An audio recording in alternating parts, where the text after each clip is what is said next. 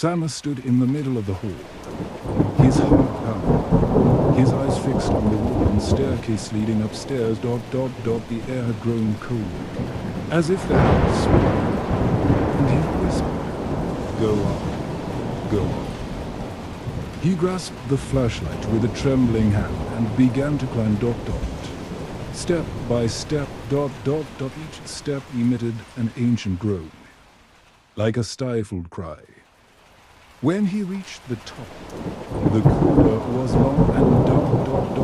On the walls were old photographs, all of the same family, the same faces he'd seen downstairs, but in one, the little girl was alone. Her face was visible, but her eyes were completely black, like two hollows in her face.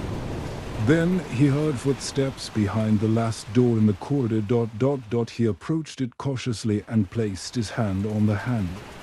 The door had the following written on it in faded script: "Do not open before 3 p.m.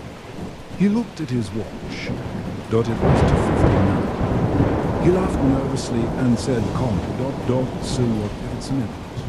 It doesn't matter." He opened the door. The room was dark except for a faint light coming from a large mirror in the center. The mirror reflected him, but he noticed something strange. His reflection wasn't moving like he was. He raised the flashlight, but his image remained still. I took a step back. And the mirror began to breathe as if there was someone alive behind it. Fog began to cover its surface, and writing appeared in a small child's handwriting. "You came early, but he's waiting for you." A soft voice behind him said, double quotes, "Dad will be upset with you if you look in the mirror." He turned around quickly. He saw the little girl. She was wearing a dirty white dress. Her hair was wet, and half her face was in the dark. She was holding a broken toy in her hand, and she laughed. He said in a broken voice, "Who are you?" She picked up the toy and said, "I was here before you. Now it's your turn."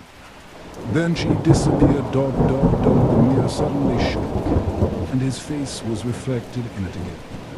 But this time, it wasn't his normal face.